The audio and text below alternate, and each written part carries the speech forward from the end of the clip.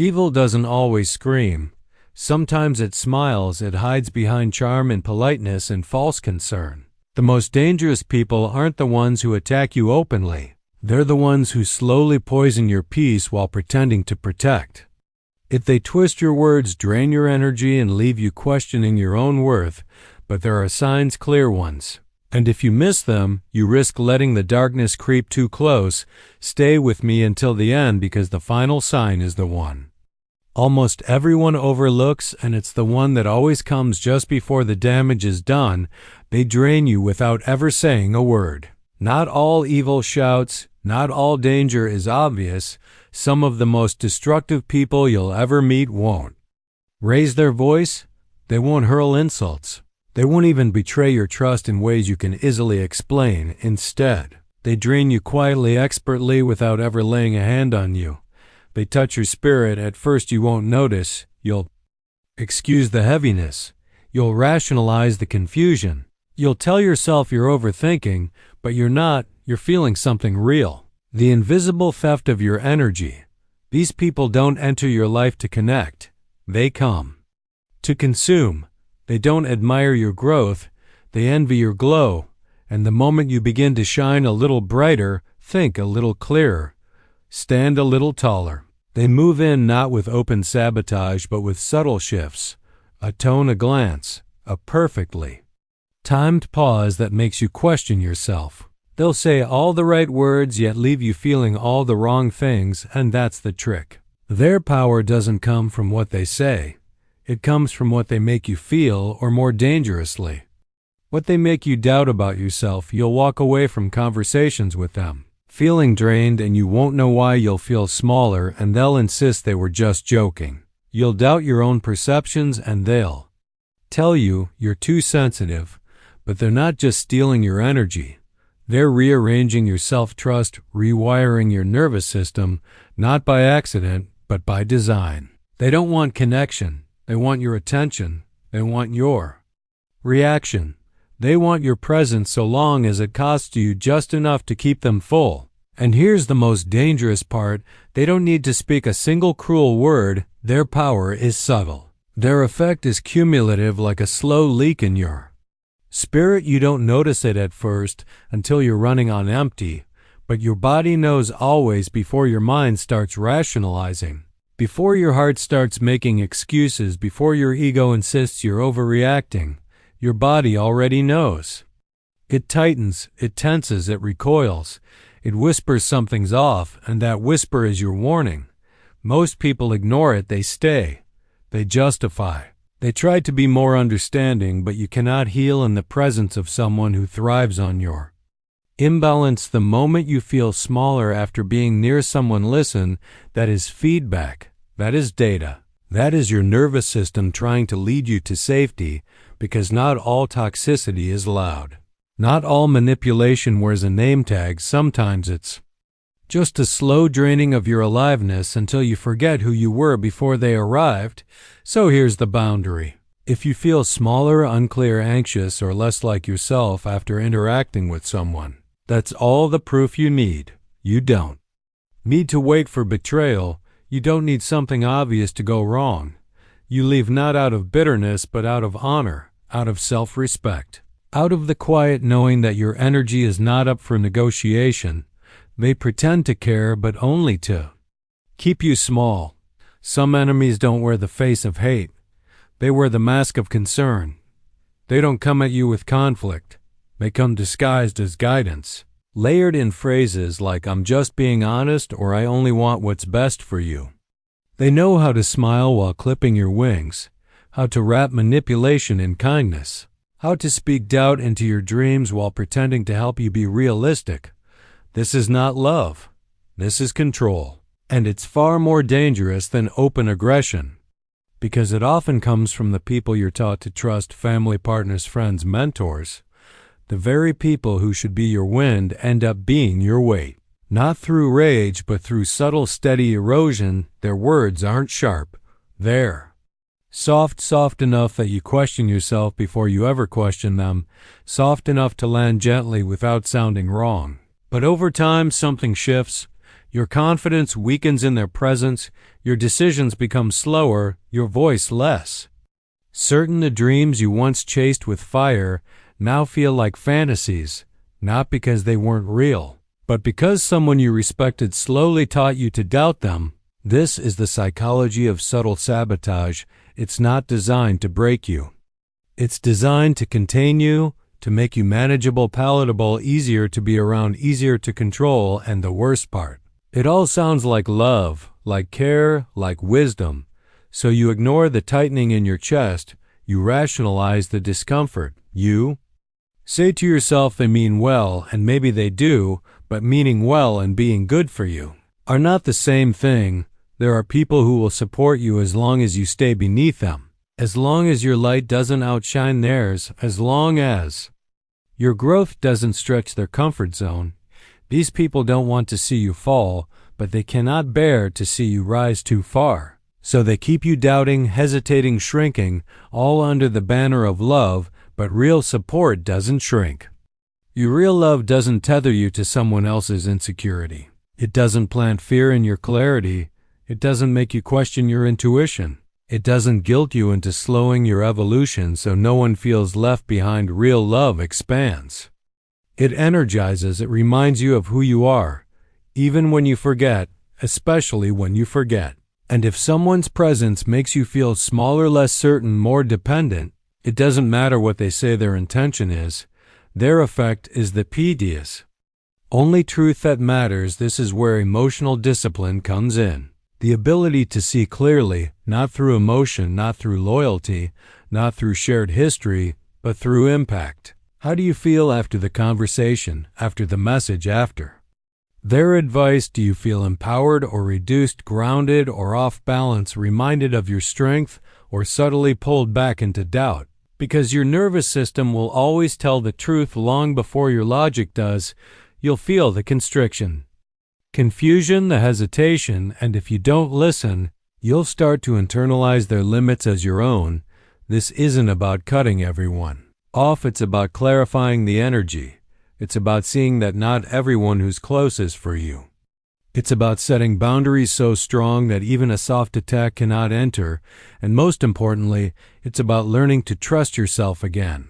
Because that's what they're stealing, not your time, not your talent, your self-trust, and without that you don't need a cage, you'll keep yourself small on your own, so watch closely, listen deeper. When someone says I'm just being honest but you feel smaller afterward, that's not truth. That's control. When someone says I'm only saying this because I care, but their words disconnect you from your fire, that's not love. That's fear. And when someone keeps you doubting all in the name of protecting you, they're not protecting you. They're protecting their comfort. Remember this. Not all enemies attack. Some whisper, some hug. Some support you right back into your cage. They smirk when you suffer. Not all cruelty is loud. Sometimes it's a glance, a pause, a breath held too long when you speak your pain. Sometimes it's the subtle smirk you weren't meant to catch. The flicker of satisfaction that crosses their face when life finally humbles you. That's not your imagination. That's the mask slipping. For one brief moment, they show you who they really are, not with words, not with actions, but with energy. They enjoy your collapse. They're not rooting for your growth. They've been silently waiting for your fall, and this is the kind of evil most people don't want to believe exists. We're taught to watch for those who hurt us openly, who insult, who abandon, who lash out, but some of the most dangerous people don't throw punches. They extend a hand while hiding their satisfaction behind a smile. They'll say, I'm here for you, but their tone doesn't land. Their text comes late, their warmth disappears, and when you truly need them, when you're struggling, they go silent, not because they don't care, but because deep down they do. They care that you're suffering. It pleases them. They may never admit it. They may not even consciously realize it, but the body doesn't lie. Their reaction will tell you everything. Watch closely when life humbles you. When the spotlight shifts from your wins to your wounds, watch. Do they lean in with empathy? Or do they lean back into silence? Do they show up with warmth or disappear into indifference?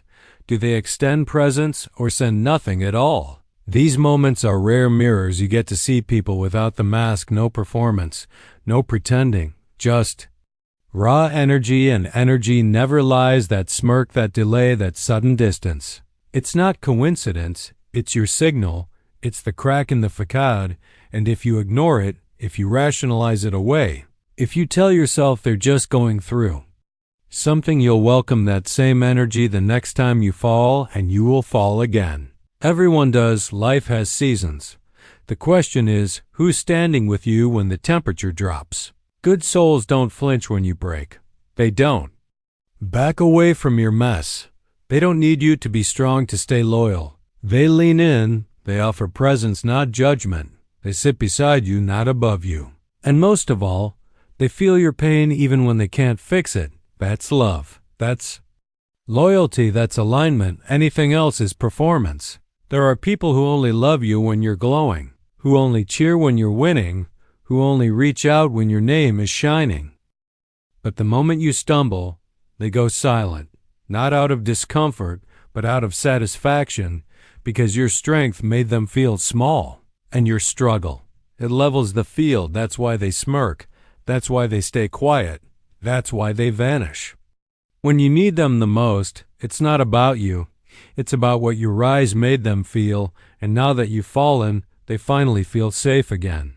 But here's what they don't expect: your awareness, the fact that you saw it, felt it, caught that flicker in their eyes. And when you do, don't confront it, don't call it out, don't ask for clarity. Just pull back quietly, completely, no warning, no announcement. Because once someone finds satisfaction in your suffering, no apology can clean that up. It wasn't a mistake, it was a reveal. And once revealed, they no longer deserve a seat at your table, no matter how long they've been sitting there. You don't need to create a scene. You don't need to prove anything. Just protect your peace, reclaim your power, move differently, and when you rise again, and you will rise, do it with the memory of who stood with you and who smirked when you fell. That's your circle. That's your boundary. That's your clarity. Never ignore what pain reveals, and never stay where your weakness is secretly celebrated, because the next time you fall, they won't help you up. They'll just pretend they never smiled. They'll deny the flicker of satisfaction you caught. They'll look you in the eyes and act like it never happened, because that's what they do. They mirror you to manipulate you. There are people who don't approach you with truth. They approach you with strategy. They study you closely. They observe your words, your tone, your interests, your rhythm, but not to understand, not to connect, to mimic, to reflect you so precisely, so perfectly, that you begin to trust them faster than anyone else, because it feels like chemistry. It feels like resonance. It feels like you've finally met someone who gets it, someone who sees you, hears you, moves like you do. But what you're feeling isn't connection. It's a carefully constructed illusion. This is not love. This is not alignment. This is psychological warfare disguised as compatibility. You're not bonding with a real person. You're bonding with a mirror. And that mirror isn't built with affection. It's built with calculation. It's a tactic used by those who know how to bypass your defenses without force. They make you feel seen. They make you feel safe. They adopt your values, echo your beliefs, match your language, because that is how they gain access. Imitation is their mask. Familiarity is their weapon, and once they're in, once your guard is down, they no longer need to pretend. That's when the shift begins. You start noticing it: a flicker in their tone, a contradiction in their values, a sudden coldness, a hollow in their empathy. The mirroring stops and you're left confused, not because they changed, but because you were never seeing them to begin with. You were seeing yourself reflected back by someone who never wanted intimacy, only entry. They weren't learning who you were. They were gathering data, and once they had enough, they turned. The damage here isn't just emotional, it's spiritual, because this kind of manipulation doesn't just break your heart, it breaks your compass. You start doubting your instincts. You second-guess your ability to discern people. You feel violated, but you can't quite explain why, because on the surface they didn't do anything bad. But underneath, They robbed something deeper than your trust. They robbed your clarity, and now you're tangled in confusion, wondering how someone who felt so aligned could suddenly feel so unfamiliar. That's the trap. You weren't in love. You were in trance because this is how dark energy moves. It doesn't kick the door in. It mirrors the light to walk right through. It reflects goodness. It reflects virtue. It mimics your strength, so it can weaken you from the inside, because once you've revealed your dreams, your past, your values, your wounds, they know exactly where to apply pressure, and not all at once.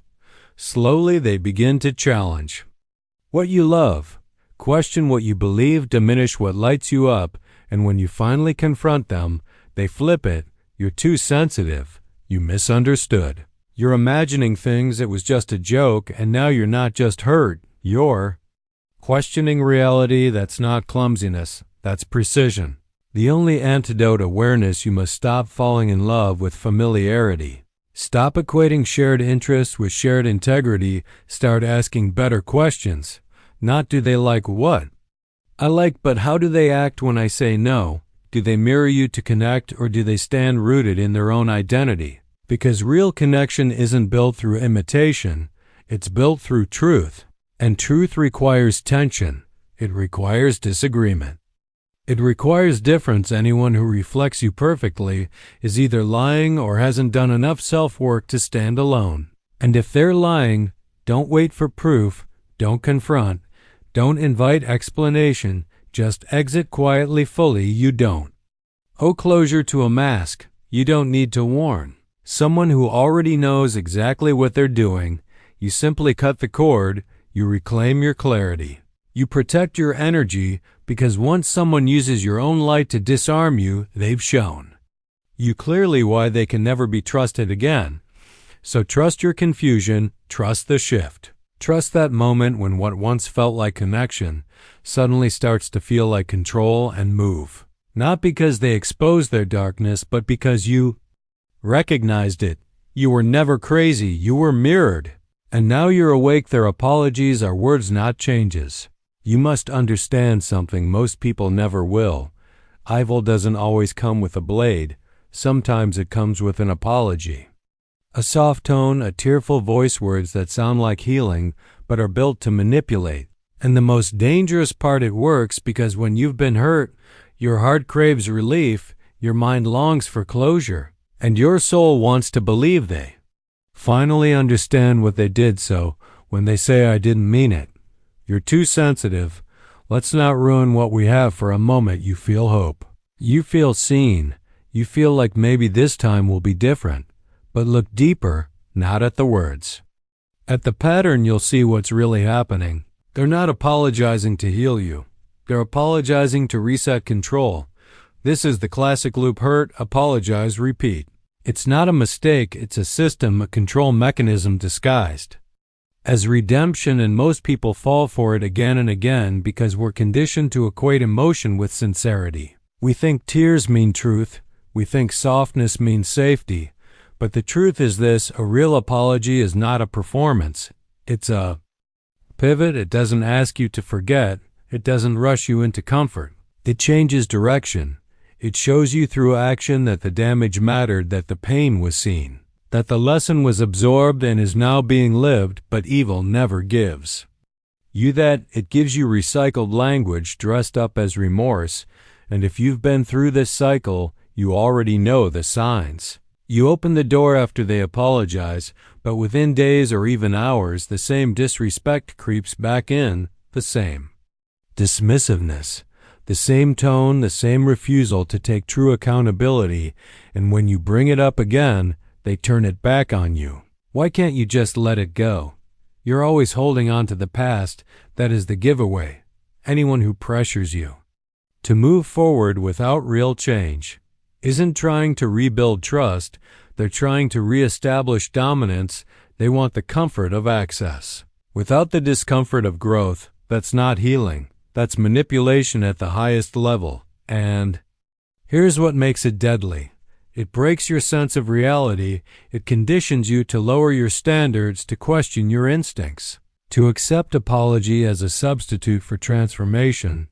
But hear this clearly, apology without change is emotional theft. They steal your hope, they steal your time, they steal your openness, just to reset the same game that broke you in the first place, and the longer you stay, the more you lose, not because you're weak, but because your heart was never trained to recognize the weapon hiding inside the words. So what do? You stop watching the apology, you start watching the pattern, the impact, the consistency, because the truth is never in what they say, it's in what they repeat.